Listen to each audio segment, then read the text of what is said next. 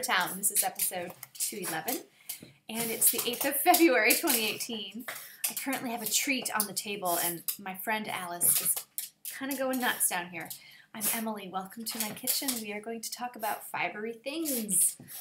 But first, let's see if she'll pop up here and get a treat. Hi! Hi, where is the cookie I was hiding? Oh, no, you have to wait. You have to wait. There we go. People have been complaining that Alice has been a bit absent. We haven't seen the Al Pal in a while. Alice, up here. There's her pretty face. There she is. She's just been outside. She's very tired of winter and muddy, icy grass, right?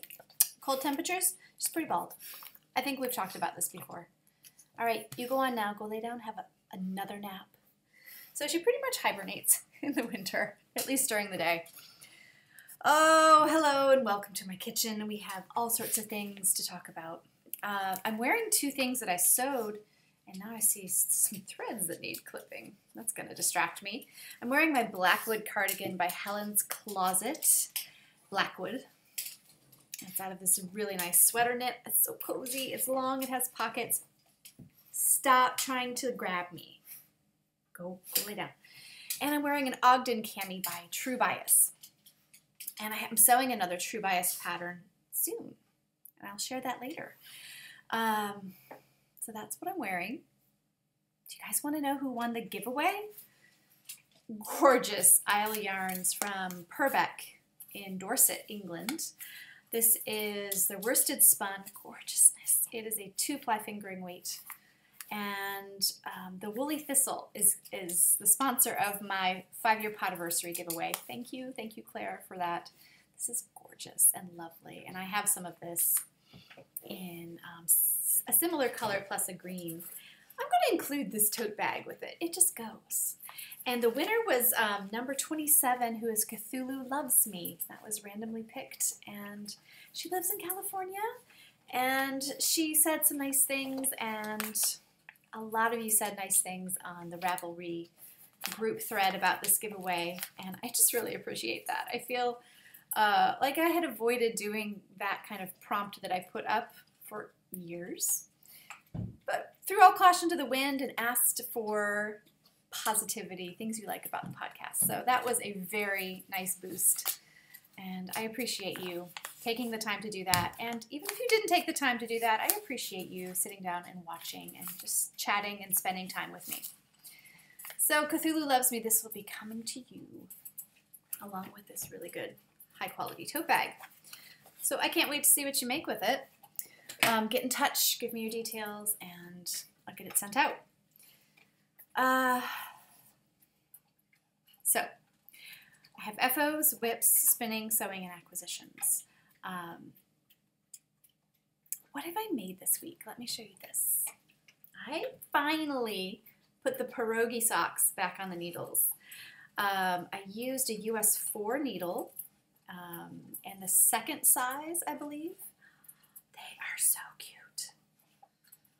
This is the Pierogi Slippers by Sarah Jordan. And it's a fun pattern. You get to do this sort of short row heel. It cups the back of your ankle. And I think it has a very medieval look, and that's supposed to be a pierogi shape.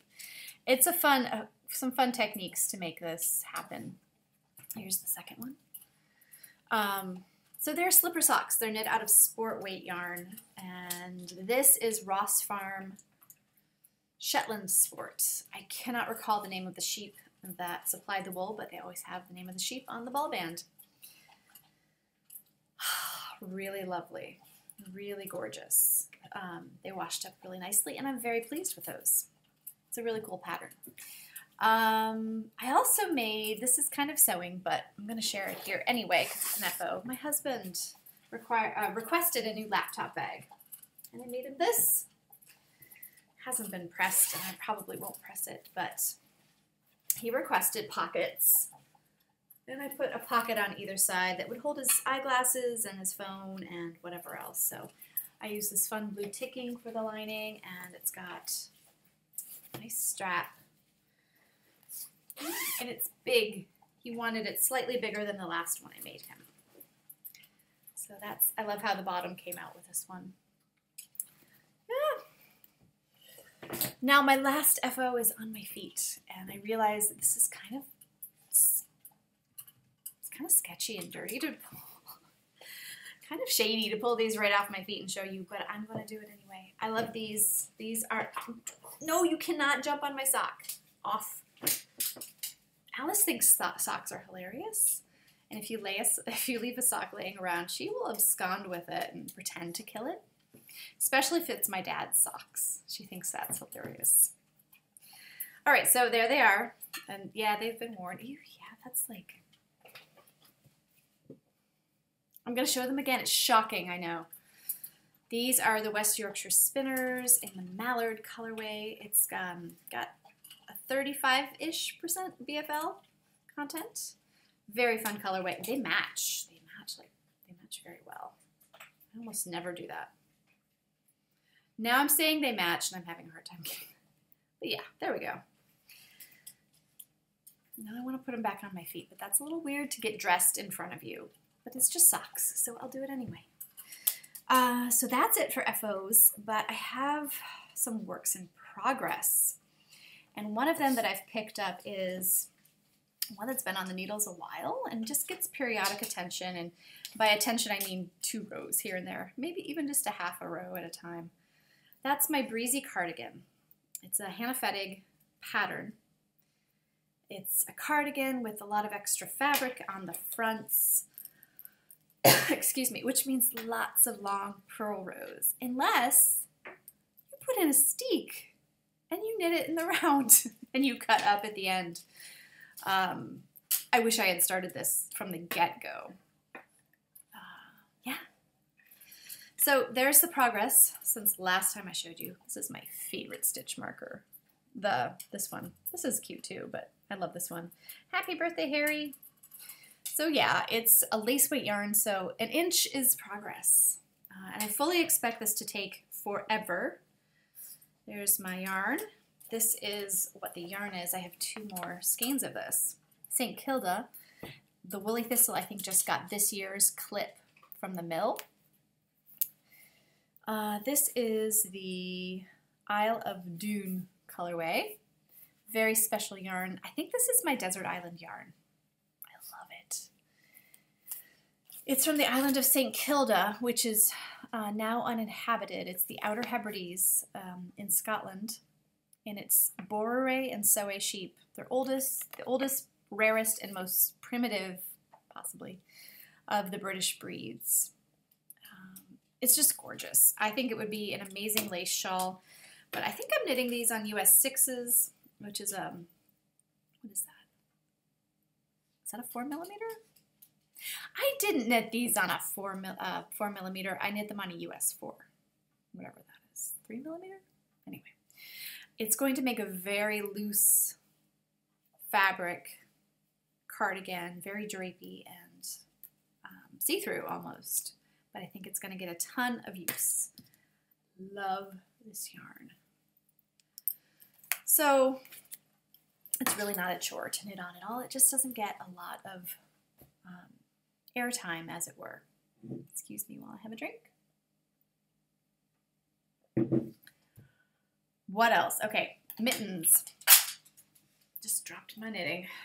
This is Speckled Hen, another Islands of Scotland yarn. Hebridean again. I think these are from the Inner Hebrides. The Isle of Bernere. Oh, nope, Outer Hebrides. It's all, I should name this podcast Outer Hebrides. Yes, this is the Speckled Hen colorway. It's Cheviot and Hebridean marl. I think the dark is the Hebridean, pretty sure. So very cool yarn again. And see the little boat? These sheep, these are the seafaring sheep. They cross different bodies of water in a little boat to go to different pastures on different islands. I am using this to knit some mitts, and they're coming out really big, bigger than I wanted. Just kind of making this up with the help of the Ann Budd book on mittens. No, it's Mitten Socks, hats. Well, hello! She just came in with a toy. Ooh, it's squishy. So I'm doing the front in garter, which I think really looks great in this yarn. And then the palm is in stockinette. Yeah, they're going to be a wee bit big. They're just going to have ease. I mean, they fit, the cuff fits. I have my thumb stitches on a holder, just some waste yarn here. There they are, the thumb gusset. I think if they're way too big, I'll give them to my husband, but it's going to be very warm. They might be an outer layer, like when it's super cold and I'm walking, because I do a couple miles almost every day, then I might use them as a mitten layer and have another pair of mittens underneath. I really love this in garter. What am I using? Is this a US 5? I don't know. No, it's a US 7. I did the ribbing in 6s, and then I have a US 7 going. It's a DK, I think, probably. But I tend to knit a little on the tight side, so yeah, so I go up in needle size. Maybe that's why they're big, but I like the fabric I'm getting. So, yes. Now the other work, I have 7 other works in progress to show you here. Ha ha ha. They're just the ribbing for the hats for my students who are coming next week for knit camp. So I've done all of the ribbings, and I've got the first row on circulars. So here's the first one. It's all Mallory Go Singles. I'm just going to show you for the colors because they're just beautiful. This is Quartzo, hat number 1. Hat number 2 is, what is this colorway? Buscando Azul. Looking for blue is what that means. And I've got them in bags here with the Stitch and Bitch book and double points, as well as the yarn. And then this one is burgundy, literally. That's the color, burgundy. And the colorway is also burgundy. Then I have, what's this one? Is this Paris Night? This might be Paris Night. Yeah, it is. It's much more navy. Midnight. It's not navy. It's midnight blue. And then, is this Violetas? I don't know. It might be. Oh, where's the tag for this one? Oh, here it is. In the ball itself. Yes, Violetas. That's a very pretty purple. This one is Geranio, hot pink, but it almost looks red from a distance. It's an interesting colorway. And the last one is such a good colorway, Glazed Carrot, love it. I had my students put their top 3 colors, and then I went by what was available on Webs, which seem to have the most stock and the most colors of the places I visited that I like to order from. Okay, that's it for works in progress that are current. Spinning. Well, I have some washed skeins of Tunas. Really washes up nicely. Still super sheepy. I may save this for dyeing this summer. Maybe I'll find another sort of wildflower, wild plant dye experiment to do on that. I'm estimating once I get everything processed and spun that I'm going to have around 1,500 yards. So I actually cooked up some mustard greens last night in a copper pot, my beautiful 1 copper pot, and they're red mustard greens, which was something I hadn't tried before. I think they're delicious, mustard greens and turnip greens especially. And they're somewhat, the price is better than, say, kale, which has sort of the hipster price tag to it. Mustard greens, turnip greens are not as discovered, so they're cheap, they're delicious, and this particular mustard green left a brilliant purple pot liquor. So I wonder, it's probably a fugitive color, but that would be fun to try dyeing with. So yeah, we'll see. What was my point? Oh, spinning. Yes, so I spun up the 2 samples of Norwegian wool that Patricia sent to me. I showed them last episode. The Grau Trondersau. Yeah, that's this one. This was 3 colorways from Patricia's sheep. Oh my goodness, the brown especially. No, was the gray my favorite? I can't remember, but 3 colors from that breed. And then this gray was the one I can never remember. What is the name? I'll come up with it in a minute. Goodness. What is the other Norwegian sheep breed that's...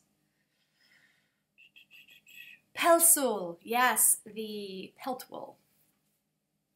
Really beautiful. Lovely spin, right? They spun beautifully. Just the kind of long draw I love to do. Yeah, that's it for spinning for the moment. So let's move on to sewing. I've cut out just today some fabric to make a muslin for this. And it's this, which is not the kind of thing I usually wear. Like white, anything that's predominantly white just doesn't really, what is the word I'm looking for? It gets stained. So I'm using this as a muslin. You are hurting me again. You want to come back up? Please stop trying to hold my hand. She really does love to hold hands. But I'm very excited to get this under the machine and see how the fit is. I cut out a size 12. So this is the same pattern company that designed the Ogden cami. So I also wanted to show you this. This is my quilted blanket. Well, no, it's not quilted.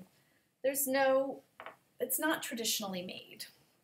This is kind of billed as an anxiety blanket. It works on the same premise as a thunder shirt for dogs. If you're not familiar, those are kind of tightly fitting garments that kind of help calm anxiety for animals that are afraid of like thunderstorms or sirens, fireworks, that sort of thing. So this I must recommend to every human being, not just those that suffer from anxiety or any other thing. Stop! Get off. This thing is the best. And I must make more eventually because everyone wants it. And it's not only good for sleeping under, it's good for being on top of as well because of, oh my gosh, it's just so good. So it was so simple to make. I just put 2 pieces of fabric together, right sides together, sewed around 3, one short side and both long sides. So I had the top short side open and I sewed the columns and then I stuffed the bottom of each column and then sewed a line across and just kept going like that. What did I stuff it with? Well, let me share because it was miraculous how much craft room garbage I got rid of. And by garbage, I mean stuff you can't use for anything else. And this is great for upcycling, recycling, not having as much waste in your crafting. So I originally started with wool that I didn't want to spin from a fleece, so the bits that were not really great, ideal for spinning. But that only gave me maybe 2.5 rows. So I started looking around my craft room.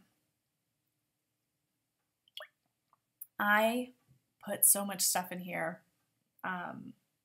It's just great. It's great for this. Now I also put sort of heavy stainless steel washers in here. Totally unnecessary. Okay. Next time I'm not even going to bother with that. So I had wool.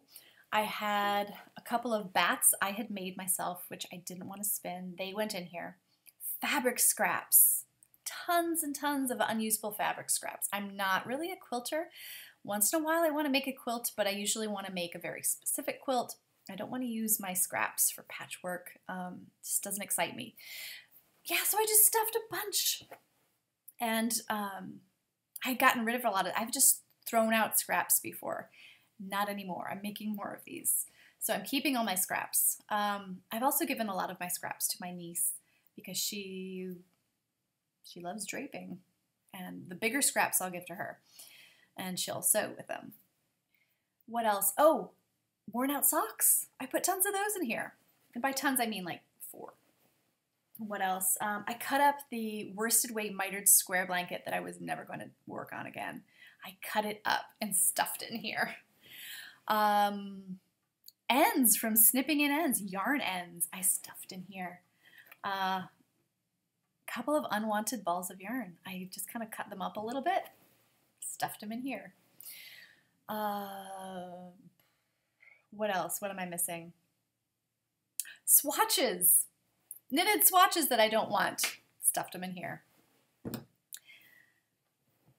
You might want to consider making yourself one. I am not sponsored by Anxiety Blanket, but I'm just a happy customer. Bye. Is that it for sewing? I think, yeah. Oh my goodness. This is not even 20 minutes and I'm on to acquisitions, which is the last thing I have to tell you about. I got this. This is a very cool book. Bristol Ivy, Knitting Outside the Box.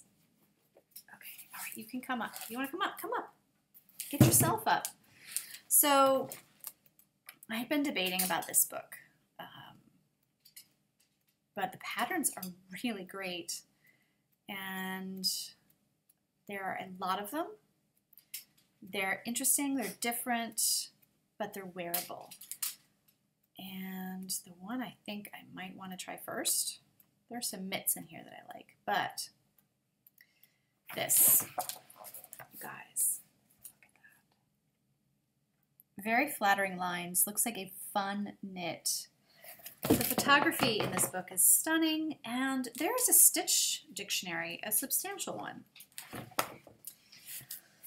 So I wanted to add this to my library, and I need to knit from it, definitely. All right, you can come back now. So that's all I've got for you this week, except for maybe another Alice viewing here if she deigns to come back.